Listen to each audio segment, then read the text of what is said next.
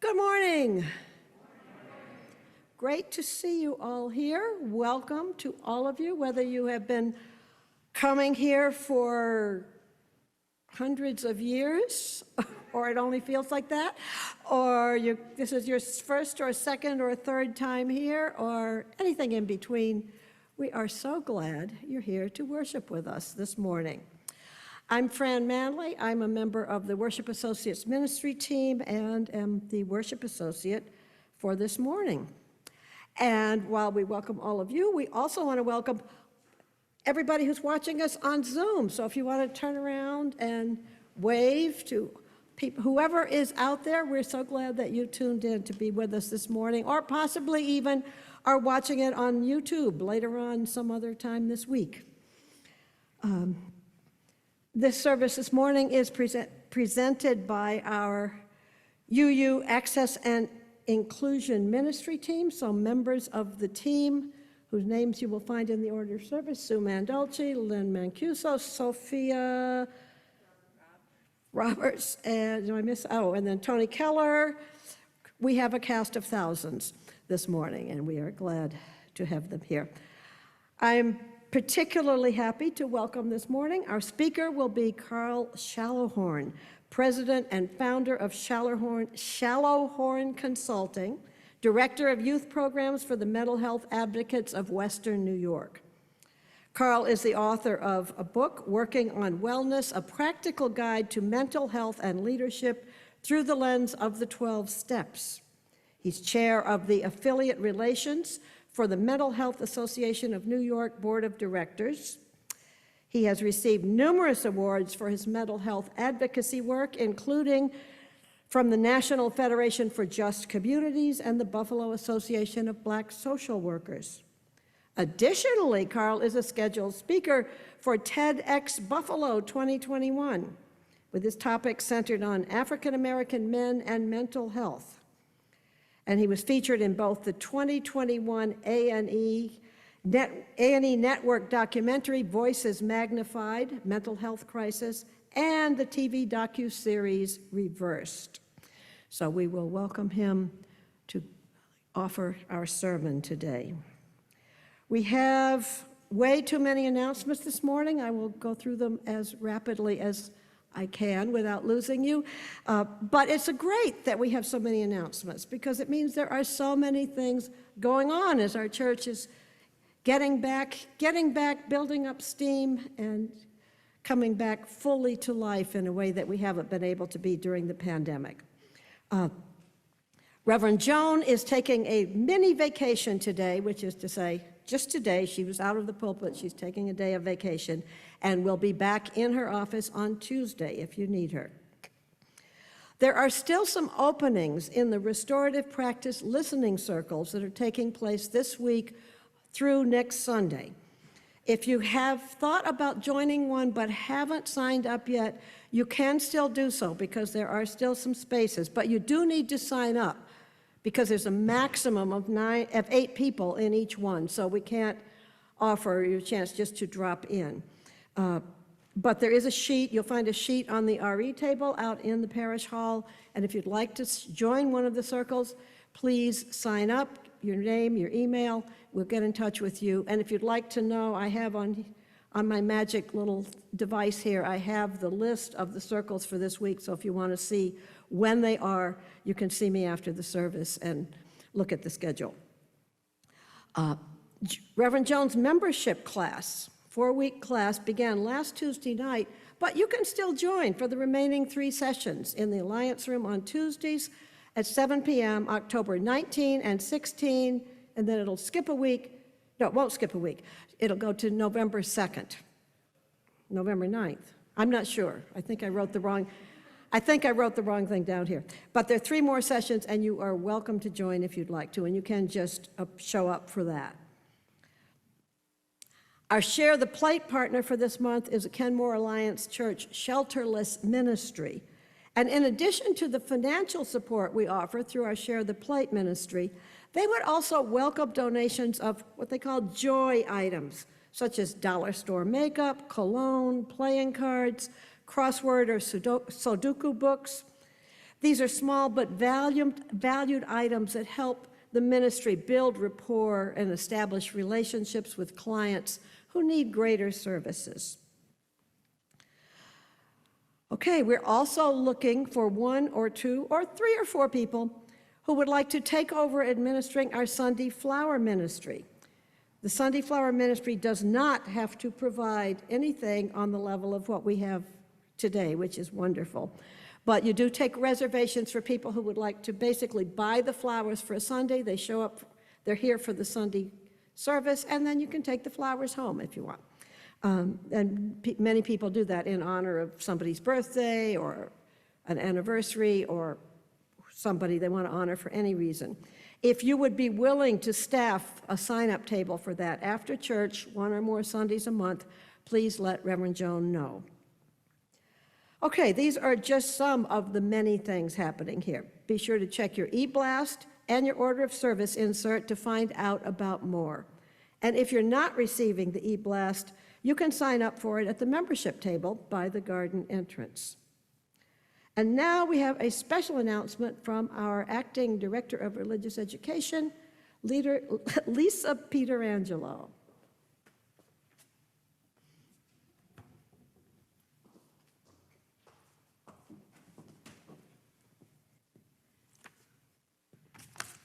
Good morning. It's good to see everybody. We are very inspired to have Karl Shallowhorn with us today.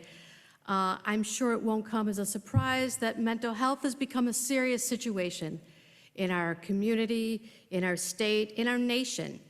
And the pandemic brought to light what was already there.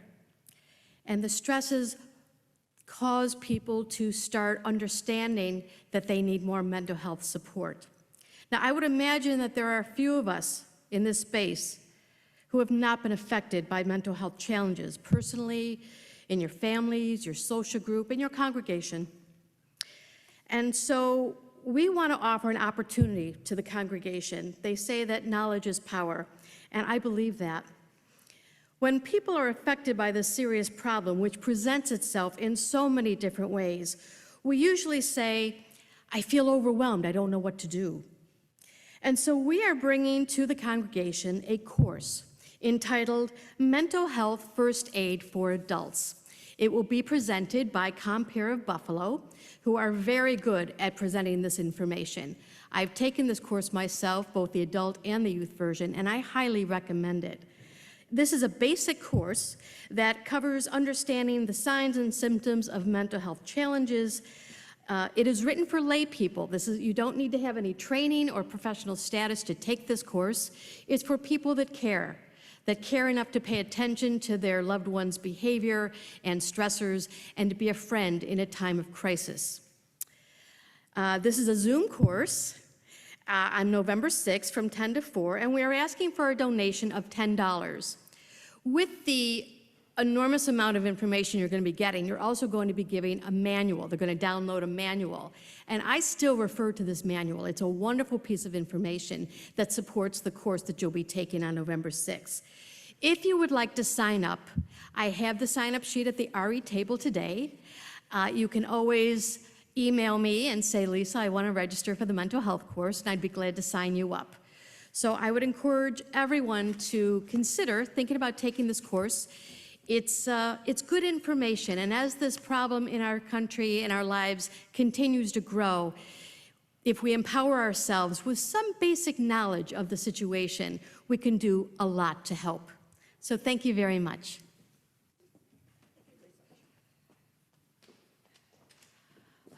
And now, as we move into our stewardship season this fall, I would like to introduce Bobby Withrow, member of the choir and a worship associate, who'll tell us a little bit about why this church is so important to him and to our community. Bobby?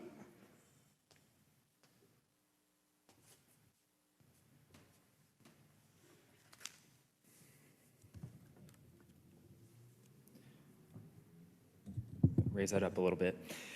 Okay, good morning, everyone. Everyone here, both in body and in spirit. My name is Bobby Withrow, and I have the honor of serving this congregation, as Fran said, as one of the worship associates and in the choir. And I have a little bit of a story I want to tell you today. Sorry. Problem. Over 9 years ago, I walked into this one building in Rocky River, Ohio, which is one of the suburbs on the west side of Cleveland. I was there for a choir concert that I was performing in. It was us and like 2 or 3 other choirs.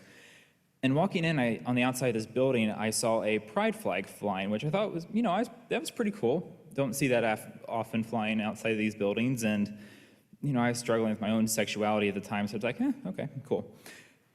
And then while I waited for us to perform, I was looking around the hall we were in, and in the back of the seat in front of me, there was this one little pamphlet. And I picked it up and started reading it. I didn't have much else to do while we were still waiting. And there were all these different phrases that were popping out at me. We need not think alike to love alike, deeds, not creeds, and all accepted here. And there wasn't a little asterisk after that all either. They literally meant all. So a month later, I was a member of the West Shore Unitarian Universalist Church After 7 years of that church, I had gone through a lot. My church family had supported me through both the good and the bad, through the passing of 2 of my grandparents, to passing my professional engineering exam, from coming out and then actually to getting married. By the way, don't ever underestimate the power and the amount of love that hanging a pride flag outside a church can show to a young LGBTQ person. It is a ton. And that love that I experienced from that and what I saw, that was embodied on the Sunday after my wedding when the minister stopped in the middle of the service and said she couldn't go on until she acknowledged the happy event that had happened there yesterday. And then the congregation clapped, and it's just like that kind of like love and acceptance, that radical love, radical hospitality that we talk about, that's it. That's what it's about. So, deeds not creeds, acceptance, love, I think I've covered everything of my time at West Shore. And then 2 years ago, my husband got a job as a professor here at Damon. Suddenly, we were moving to a new city, and I was nervous and anxious. But I shouldn't have been. I left my church family at West Shore behind, and then I gained a new one here. I chose this church because of the phenomenal music program. A huge part of my worship experience and personal spiritual growth is through music, and it's a way that I feel I can help minister to the church as being a part of the choir. So that's why I joined it. Unfortunately, I haven't gotten to get to know many of you outside the choir because, that pesky COVID pandemic kind of hit and put a little stopper to all of that. But I am so excited for everything that's coming next, to hear all the announcements and knowing that we're starting to build back better in our own beloved community. So, more rehearsals, more sermons, more connections, and more social justice work. Though for me personally, I may not be out there on the streets doing the work, I believe that I can help people more behind the scenes with planning and some of that stuff. So I am definitely here for that. And I want to hear people tell their stories and speak truth to power and leverage my own skills to advance that work. So I don't plan on leaving here. I plan on getting more involved. I plan on continuing to sing with the choir. I plan on raising my future kid or kids here, and I plan on being a member here for decades. But remember that a church is more than just a building. It is a group of people coming together to worship towards a common goal. For us, that is journeying on our own spiritual paths while being supported by others to grow, to connect, to serve. But for all of that to happen, we need to support this church, and that also does mean financially.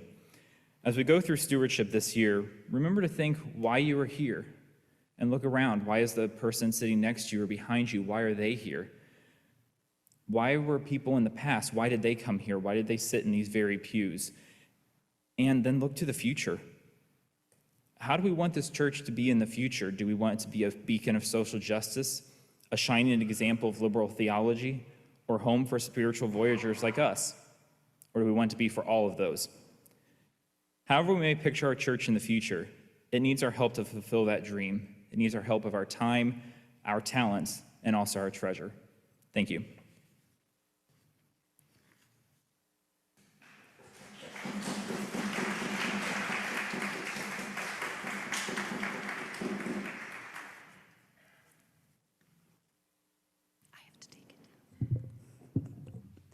Good morning, everyone, and welcome. Thank you for all those beautiful announcements. It does feel like life. As we begin the service today, I also wanted to mention the leaders of our Access and Inclusion Ministry who are on a much-deserved R&R weekend, Ginny and Steve Wixon. Although they're not here in the building as part of the service, their attention and their amazing leadership of the Access and Inclusion Ministry has resulted in this service today, as well as previous services that we've done. This is adapted from Rumi by Leslie Takahashi Morris. Come, whoever you are. Come with your hurts, your imperfections, your places that feel raw and exposed. Come, whoever you are. Come with your strengths that the world shudders to hold. Come with your wild imaginings of a better world. Come with your hopes that it seems no one wants to hear. Wonder, worshiper, lover of leaving, we will make a place for you. We will build a home together. Ours is no caravan of despair. We walked together. Come, yet come again.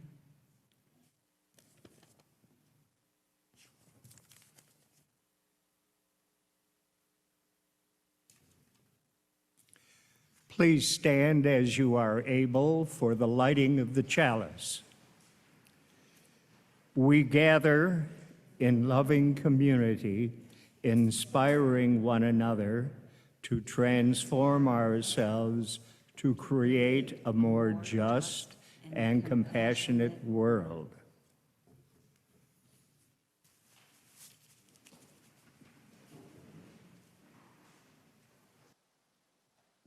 Good morning. The story this morning, for all ages, is suggested by Beryl Smith, who is also part of our ministry team. It is called Alexander and the Terrible, Horrible, No Good, Very Bad Day by Judith Vorst. I went to sleep with gum in my mouth last night. Now I have gum in my hair. When I got out of bed this morning, I tripped on the skateboard, and I accidentally dropped my sweater in the sink while the faucet was running, and I could tell it was going to be a terrible, horrible, no good, very bad day. At the breakfast table, Anthony found a Corvette Stingray car kit in his breakfast cereal box, and Nick, he found a undercover code ring in his breakfast cereal box. In my breakfast cereal box, I found breakfast cereal. I think I'm going to move to Australia. In the carpool, Mrs. Gibson let Becky sit by the window. And Isabel and Anthony got window seats too. I said, I'm being squished. I said, if I don't get a seat by the window, I will be car sick. No one even answered me. I could tell it was going to be a terrible, horrible, no good, very bad day. At school, Mrs. Dickens, she liked Paul's picture of the sailboat better than my picture of the invisible castle. At singing time, she said I sang too loud. At counting time, she said I left out the number 16. Well, who needs 16? I could tell it was going to be a terrible, horrible, no good, very bad day. I could tell because Paul said I wasn't his best friend anymore. He said that Philip Parker was his best friend and that Albert Moyle was his second best friend and I was his third best friend. I hope you sit on a tack, I said to Paul. I hope that the next time you get a double-decker strawberry ice cream cone that the ice cream part falls off the cone part and lands in Australia. There were 2 cupcakes in Phyllis Parker's lunch. Albert had a Hershey bar with almonds in it, and Paul's mother packed him a slice of jelly roll with little coconut sprinkles on top. Guess whose mom forgot to put in dessert? It was a terrible, horrible, no good, very bad day. That's what it was, because after school, my mom took us all to the dentist. Dr. Fields said that she found a cavity just in me. Come back next week and I'll fix it for you, said Dr. Fields. Next week, I'm going to Australia. On the way downstairs, the elevator door closed on my foot. And when my mom was going to get the car, Anthony made me fall where there was all muddy, and I started to cry because of the mud. And then Nick called me a crybaby, and so while I was punching Nick for saying crybaby, my mom came back around with the car and scolded me for being muddy and fighting. I am having a terrible, horrible, no good, very bad day, I told everyone. No one even said anything. So then we went to the shoe store to get sneakers. Anthony chose white ones with red stripes. Nick chose red ones with white stripes. And I chose blue ones with red stripes. But then the shoe guy said, we're all sold out, and they made me buy plain old white ones, but they cannot make me wear them. When we went to go pick up my dad at his office, he said not to play with his copy machine, but I forgot. And he also said to watch out for the books that are on his table. I was careful as can be, except for my elbow.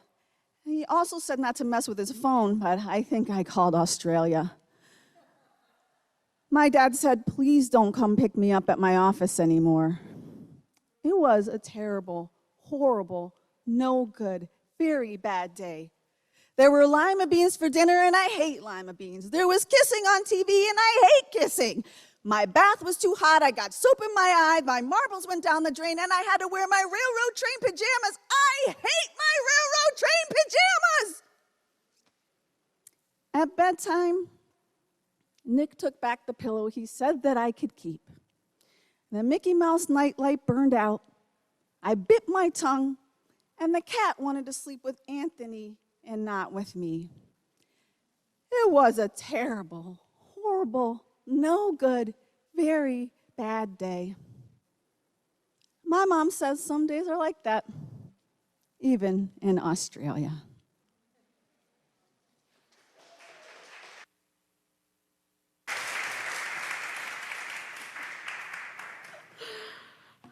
Thank you, Sophia.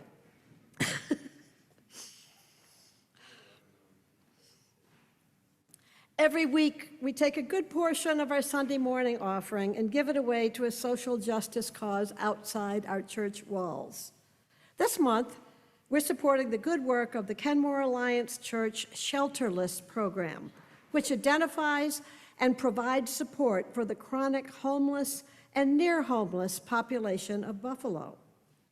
They work in concert with local service providers to identify persons in need and to stabilize families and neighborhoods so that those at risk do not lose everything and fall into homelessness. You can use PayPal by going to our website, www.buffalouu.org, and clicking on the blue Donate button. Or you can send a check by mail to the Unitarian Universalist Church of Buffalo, 695 Elmwood Avenue, Buffalo, New York, 14222. You can also arrange an automatic deposit with your bank. Or, of course, if you're here in the sanctuary this morning, you can just drop your offering in the plate. If you're writing a check and yours is a gift to our Share the Plate ministry, please write SHARE on the memo line, and it will be shared between the Shelterless program and the church operating budget. If yours is a welcome gift to our congregation, please write Pledge 2021 on the memo line. Either way, please write UUCB on the important line, and we will do the bookkeeping.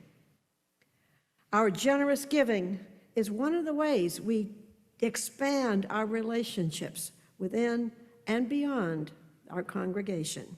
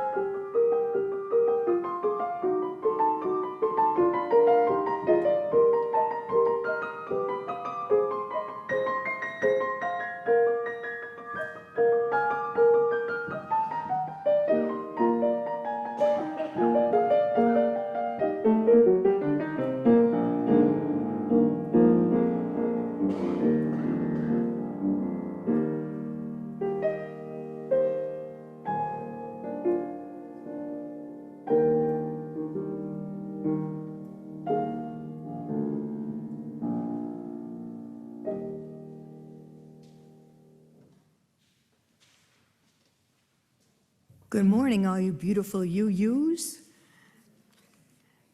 This is from the Introduction to Accessibility and Guidelines for UU Congregations.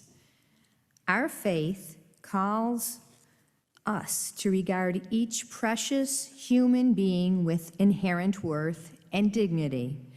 Our mutual goal is to see inner beauty in every face, the holy in every spirit, and to accept people as they are in their infinite diversity. Whether or not their inherent differences are stereotyped and discriminated against elsewhere, we look towards each person as having gifts to offer, inner strength, valued life experiences, and the capacity to grow.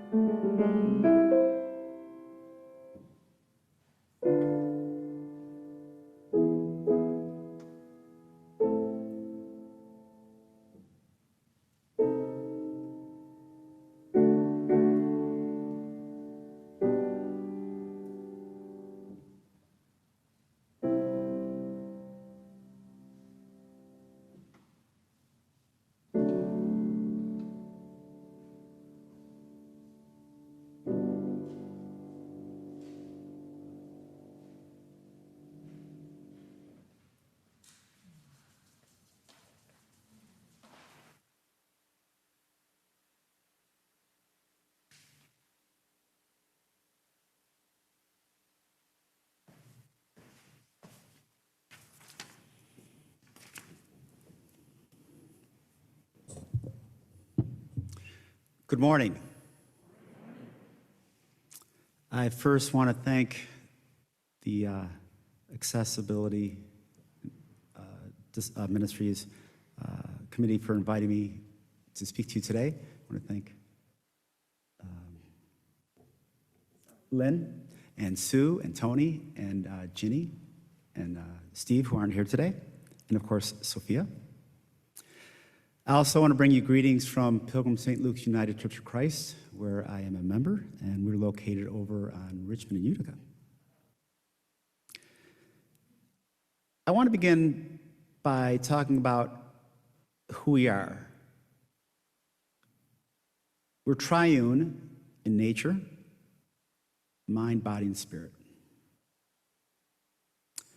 We are interconnected, and we're made in the image of God.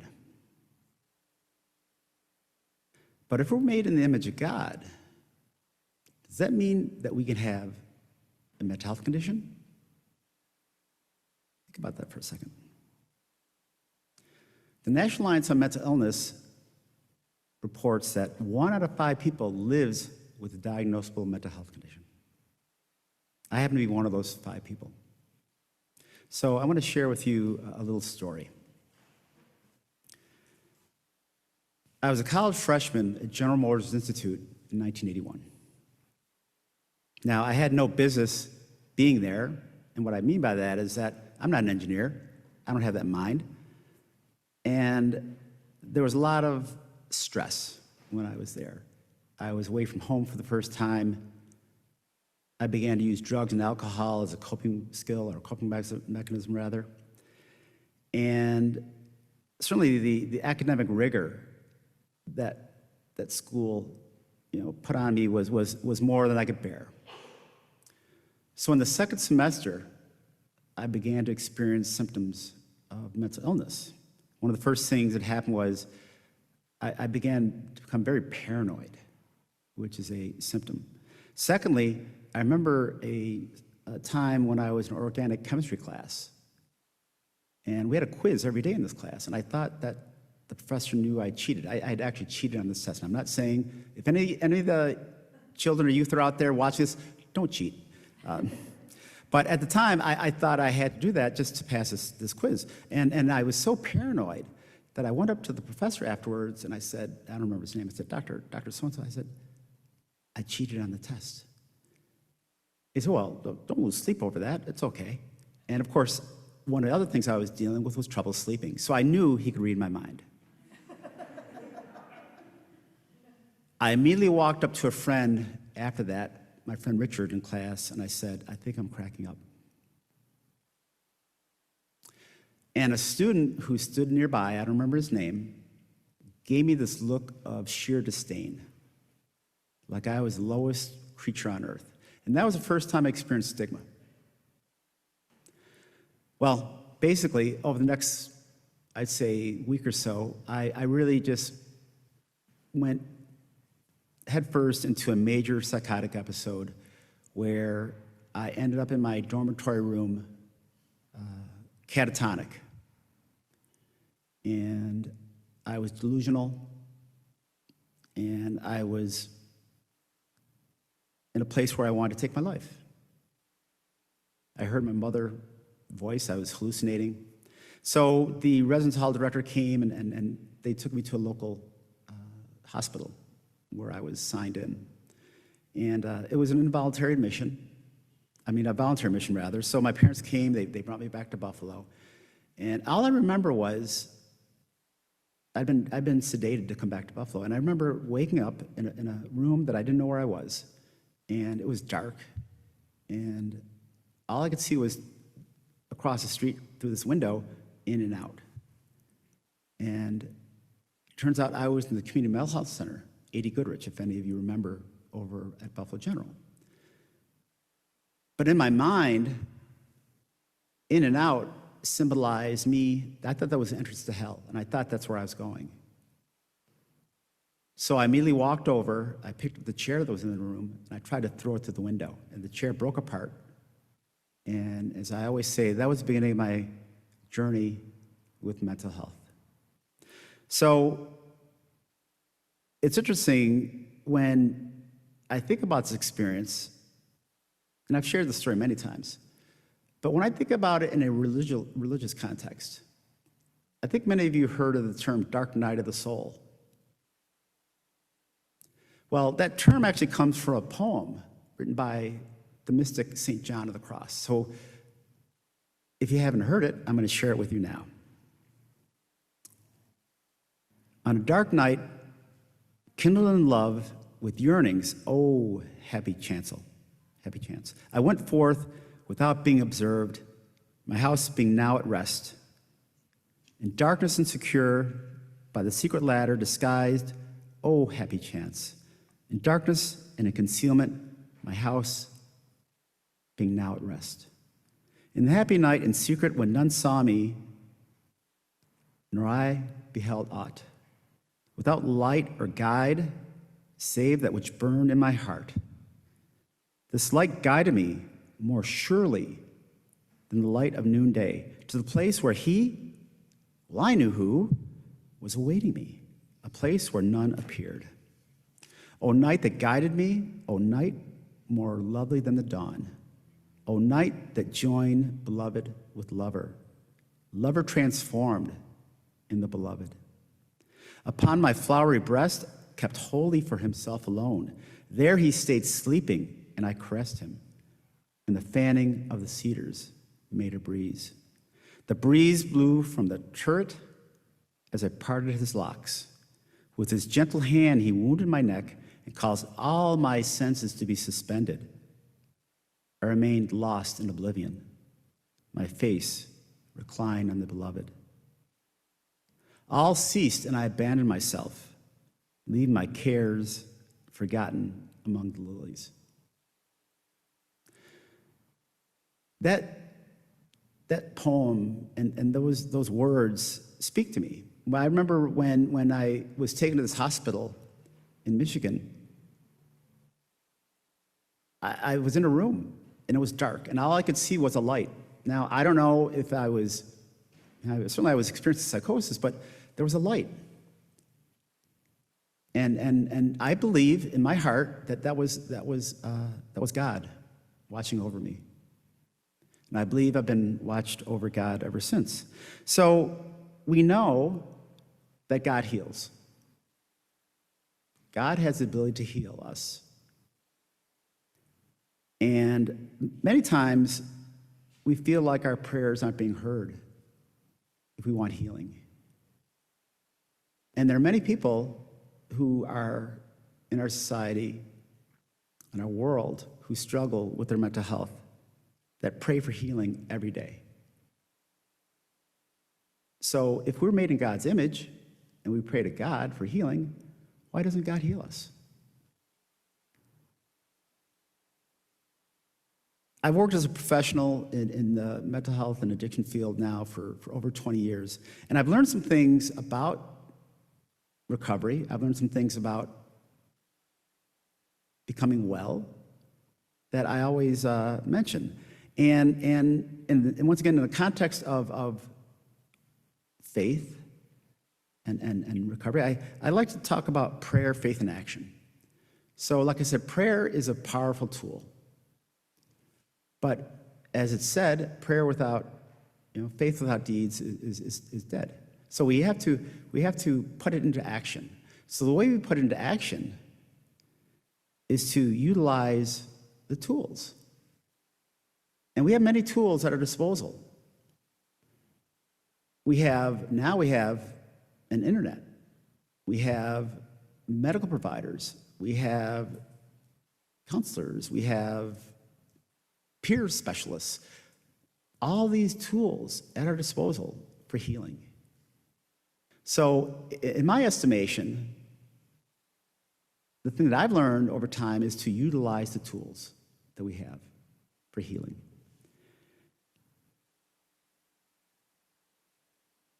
In terms of the church,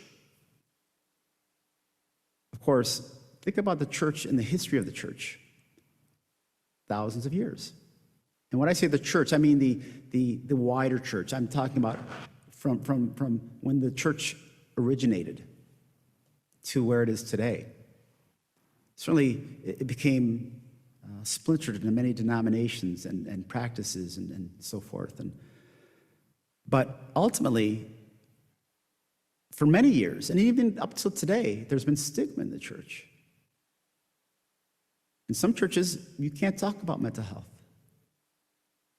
In some churches, if you say that you're struggling with a mental health condition, you may be scorned or ignored.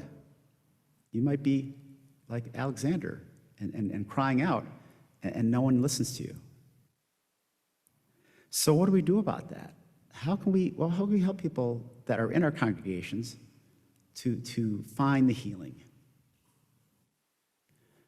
In my denomination, United Church of Christ, we have a program called WISE, and it stands for Welcoming, Inclusive, Supportive, and Engaged. And WISE is let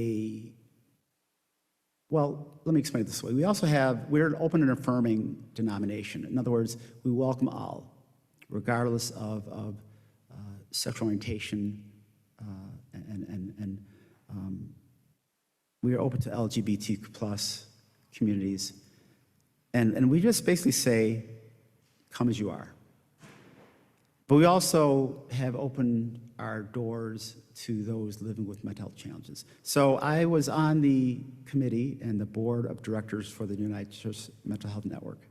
And we developed the WISE Covenant, which churches now use to put that faith into action, to be able to allow those living with mental health challenges to be part of not only services, but leadership roles. And we even have pastors who have openly proclaimed their mental health. One of my friends who I've met through the board of directors is Reverend Dr. Sarah Lund. She's phenomenal. I've known Reverend Lund for many years, and she's written a couple of books. I strongly encourage you to check her out. But she is now the Minister for Disabilities and Mental Health for the United Church of Christ. And she is also a person in recovery. Her brother lives with bipolar disorder. Her father also lived with bipolar disorder.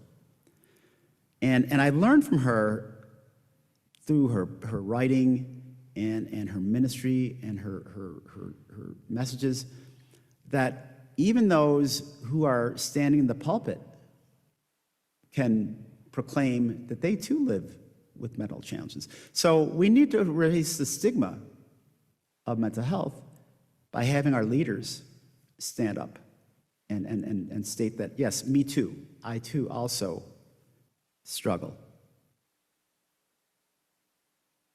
When I think about where we're at today and our mental health as a wider church, I do have hope. I have hope that certainly more churches have these conversations. As was mentioned, I also am a mental health first aid instructor. In fact, I started the program at Compeer when it began, and it's a wonderful organization. And I strongly encourage you to take the training if you have the availability and the time. It is well worth your time. But I know that if we properly educate people about mental health, we could all be part of this solution. Another thing to consider is that our churches are communities. You have a community here. If we have a church community that embraces those with mental health challenges, it enriches the church. It makes those who might feel otherwise marginalized a part of. And we've done this in my church. My pastor is Reverend Nancy Rosas. She's been with us now for about 2.5 years. And we adore her. She's the best. Well, I say she's the best for me. I know you have your pastor, but she's the best for me. But anyway, when she offers the prayers of the people, she always prays for those living with mental illness and addiction. She always remembers people like me. I have co-occurring disorder. I have addiction as well as a mental disorder. So knowing that those prayers are being offered, provide people with hope. It lets people know that, yes, they're cared for. And even when people do offer their prayers, we allow people to offer intercessory prayers to the congregation. We've had many times have people proclaim that they need help in the form of prayer regarding their mental health. So we want to do these things to make the church become all that it can be. And I think about the future of the church and mental health. Like I said, with mental health first aid, I've delivered the training to individuals in the church community. I had the privilege of training Black ministers here in Buffalo. This is about a year ago. I had a chance with Reverend Kaiser Pointer. I don't know if any of you know Reverend Pointer, but I got a chance to deliver training for, I think I trained, dozens of local Black pastors. And as you may or may not know, the stigma in the Black community is profound. So to have the privilege of working with Black pastors was really great. So if we could have a future of education and understanding that, yes, God heals, but God also gives us tools. Like I said, God has given us professionals who understand how to help people. God has given us researchers who are able to understand how to create medications. And say what you want about medication. I know it can be controversial at times, but it helps people. It does. And I know it's different for everybody. In my personal experience, it's helped me, and I don't deviate from that. I take medication. Also, we know that with community, we help others. I'm also a member of Narcotics Anonymous. And of course, many of you know that many of the 12-step programs, they meet in churches, right? Church basements, church halls. And I've even heard said by my former pastor, Reverend Bruce McKay, who you may know from Voice Buffalo, he would say that sometimes you hear more about spirituality and God that's real in these meetings than you do even in church. Now, that's maybe up for debate, but the point I'm making is that with the community that we have through 12-step programs that interconnect with churches, that's another way of providing healing. Because, of course, addiction falls under the mental health umbrella. So I'd like to share another real quick story that I had, and this was in 1995. By this time, it was many years later, I had gone through school. I was a counselor in the same building where I had my first experience that I told you about in the 80 Goodrich. I walked in my office and I saw the window and I looked outside and I saw that same parking ramp. I was literally above that, or I should say below that room where I was first hospitalized, and I saw in and out. And I thought to myself, I must be coming out of hell. And that's a true story.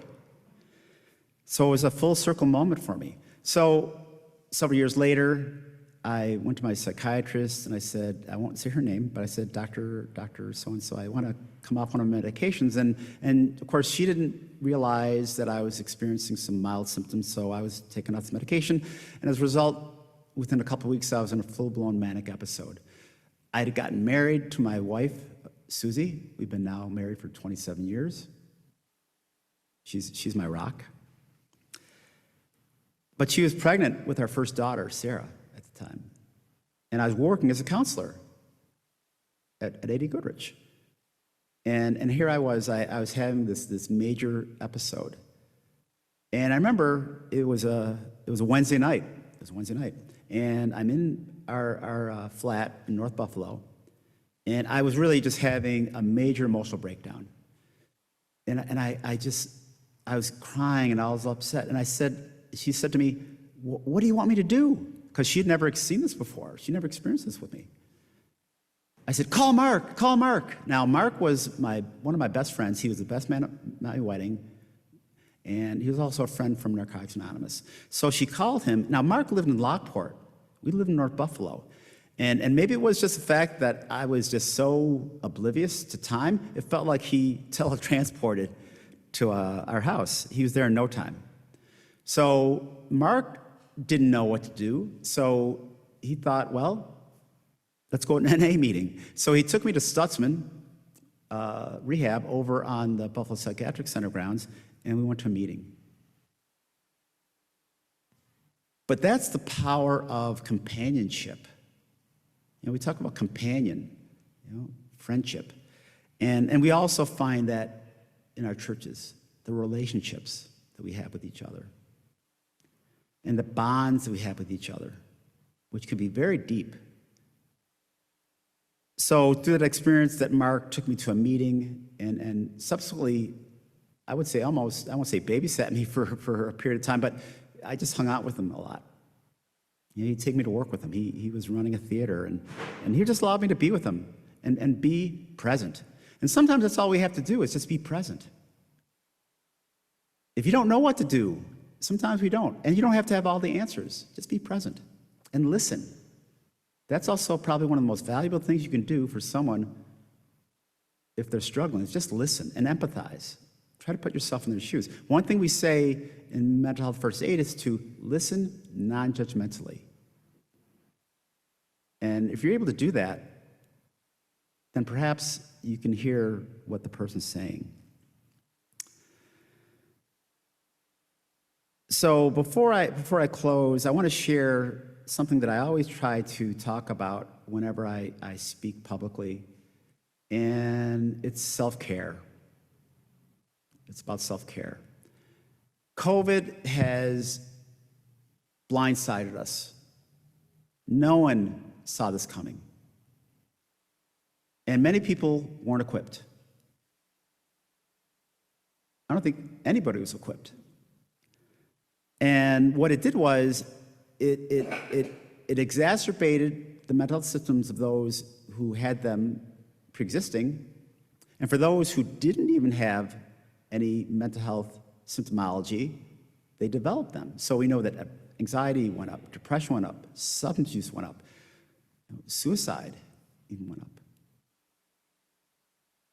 We know that the way to manage our mental health can be through self-care.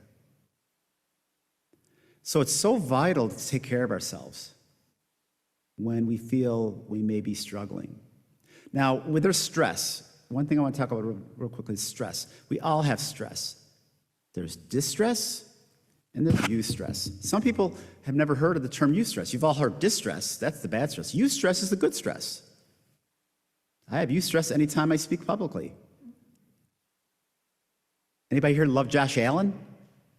I think we probably have a few Josh Allen fans here in the congregation. Josh Allen, before he goes out to the field, he has eustress. That's how it allows him to perform. But it's still stress. So we have to have the ways to take care of ourselves.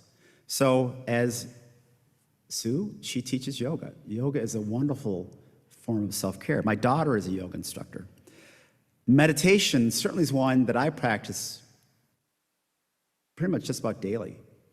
And I know by sitting, and of course, there's the Bible verse that says, "Be silent and know that I'm God." We've heard that. So by sitting and being quiet and listening, when we pray, we're talking to God. And when we meditate, we're listening. So when we sit and be still, we can hear that message, perhaps, that God is trying to get through to us. But also meditation can reduce our heart rate. It can reduce our blood pressure. It has physical effects as well. It actually engages our parasympathetic nervous system. Another thing we can do is to walk, if able. Walking is wonderful. If you have a dog, I have a dog, Sophie, we call her Princess Sophie, and I love walking Sophie. She loves it, I love it, it's good for both of us. So walking is wonderful. And if you love nature, what a beautiful time of the year now to go out and see nature, to see the leaves and see the changes. But any time of the year, even in the winter. I know it gets cold, but we're rugged, we're Buffalonians. Bundle up and get outside. And last, but certainly not least, music. For me, music is my go-to. When I was going through all my years, and I spent about I'd say a good 7 or 8 years, 8 years, going in and out of local mental health hospitals. Buffalo General, ECMC. I was even in the Buffalo Psychiatric Center a couple times. But music was always a constant for me. Music was always something that I would use to cope with life and stress, and I still do. I will confess that they say that things could become addictions. I don't know if I'm addicted to music, but I certainly rely on it a lot. So I love music. So find what works for you. We all have things we could do. What might work for one may not work for another, but practice those self-care tools. They're more vital now than ever. And absolutely, like I said before, use your community here. I know we are separated, but we're trying to come together, whether it be virtually, in person. and maintain those bonds, those connections that will get us through the tough times. That the song by Bill Withers, Lean on Me. Lean on me when I'm not strong. I mean, we need each other to lean on. So if we have these things to take care of ourselves, and we bring them here to this faith community, and we engage with each other, we can make the church of the future even better and stronger. One thing that I always believe in, my motto is never give up. Winston Churchill, I believe, had the shortest commencement speech. I don't know what school he was speaking at, what university, but he just said, never give up, never give up, never give up, and then he sat down. My wife gave that to me. I have a coffee mug with that on it. It's on my desk. But that's my motto, never give up. Never give up. So if you find yourself struggling, or if you know someone who is, just encourage them to never give up. Because you never know when you're going to turn that corner. You never know when you're going to see that light. And certainly, we all have a sense that perhaps things can get better. And by having hope, having faith, things can. So I pray that your days ahead are filled with joy and some peace, and that you can understand how to take care of yourselves and your mental health, and also how to bring each other together in a way that perpetuates the love that God has asked us to do for each other. So I want to thank you for listening this morning. I want to thank you for allowing me to be here and share a little bit of my story. And once again, thank you to the committee for having me. And it's a beautiful day. So thank you.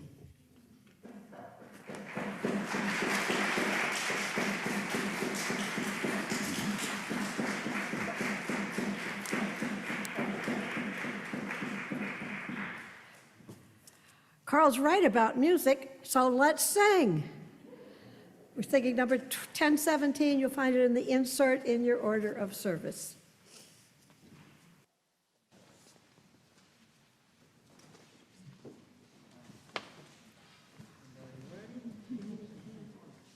Yes, 1012. 1012.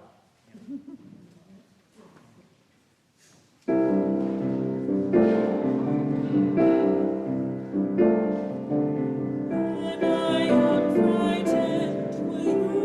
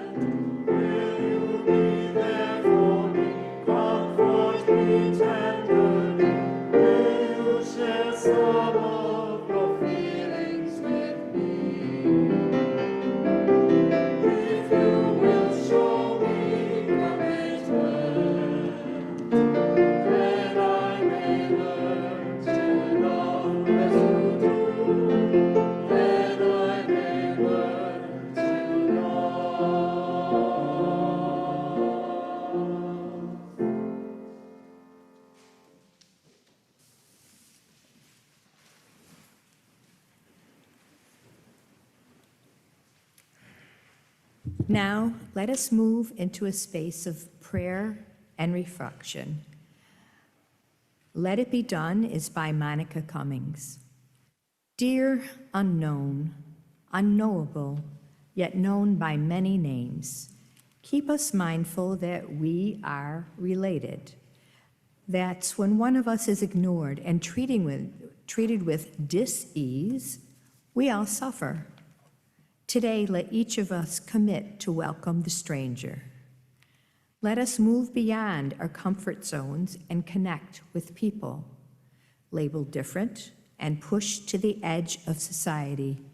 We can make a difference. We can transform lives. We can bring harmony and healing to the places and spaces where we live, work, and play. Let us keep our hearts and minds open and receptive to the still, small voice that calls us to stand witness for those who cannot stand, to speak for the truth, for justice, for those without a voice, and to lead the way on the journey towards wholeness for those without sight. In the spirit of love, compassion, and community, let it be done. Blessed be. We remember, thank you, Karl, for all of us that struggle with mental illness, me. And we also remember Evelyn Herr, who is recovering from a fall. And we remember in joy the marriage of Maddie McCauley and Billy Lewis, married here right in the church on October 2nd. Now, we may mention out loud or in your thoughts the names of those on your mind and in your heart.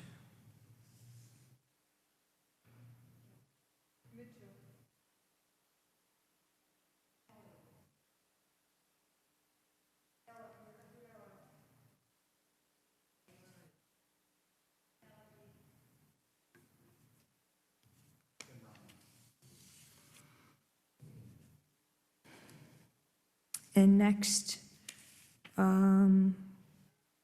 will be doing hymn 1017, Building a New Way. Yeah, okay, you've got the whole thing. I think you're missing part of it. Okay. Yeah, okay.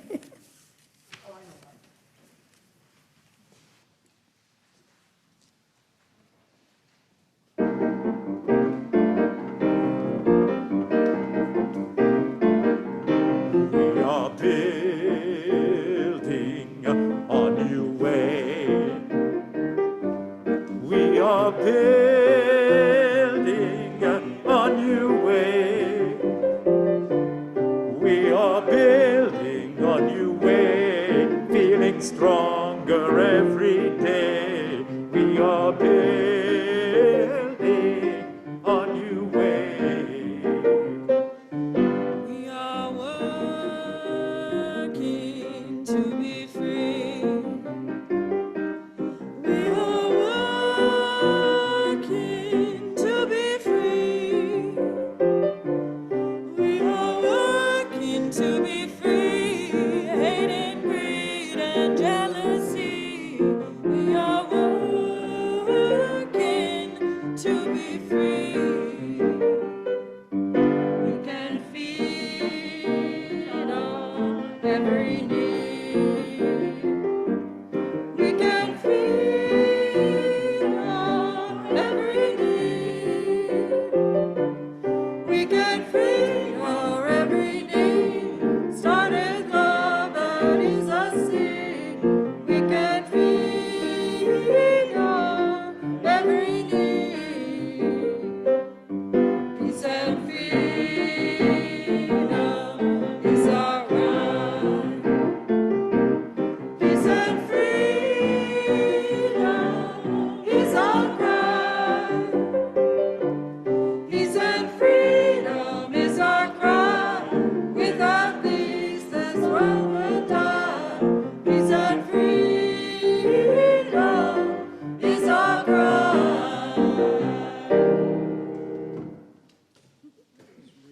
Standing for the extinguishing of the chalice. As we extinguish the flame of this chalice, may we carry its light with us into the world in the power of peace, faith, justice, and love.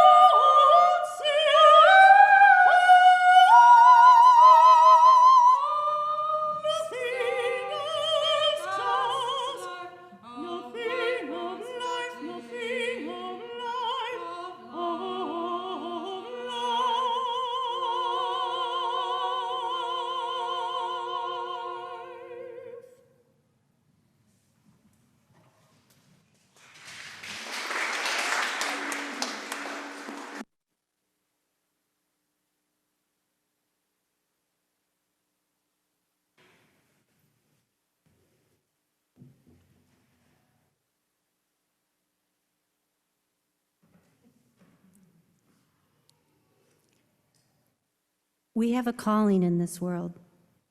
We are called to honor diversity, to respect differences with dignity, and to challenge those who would forbid it.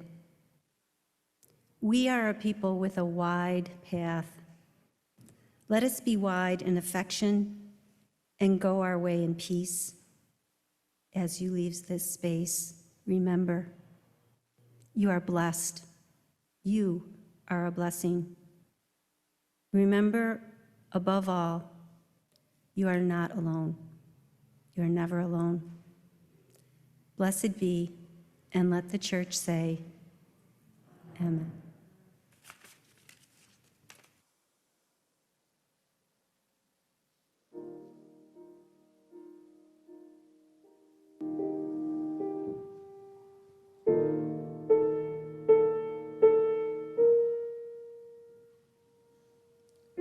I don't feel right,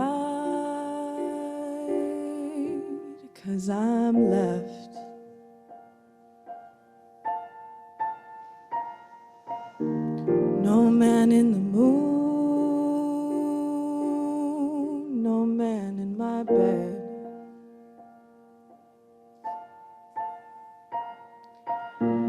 It isn't enough, and it never has been.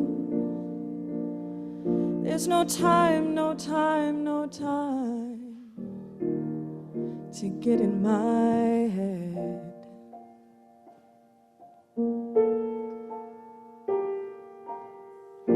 I don't feel high,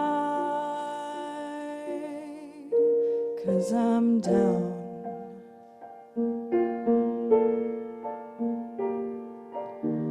Keep chasing that high all over this town.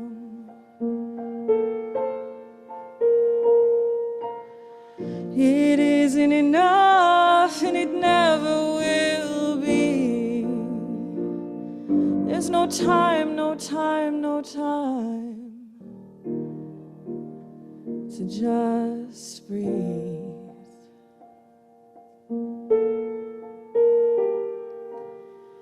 I wake each day is a test.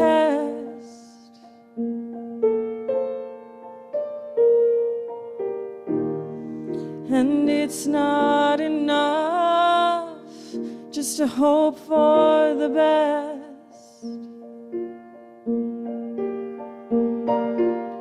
I want to emerge beneath the sun. I am born and born and born, chasing that first breath.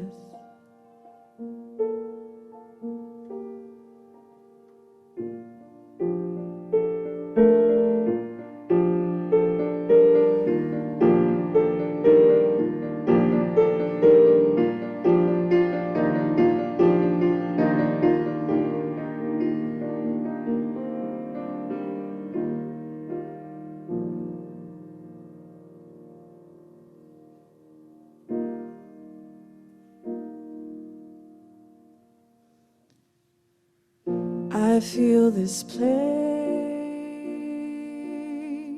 is for just passing through.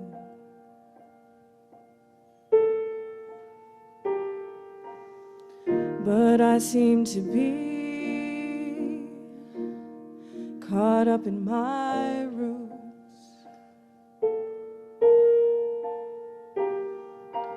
And all of my friends, they've left me behind. It's okay, it's okay, it's okay. I'm doing just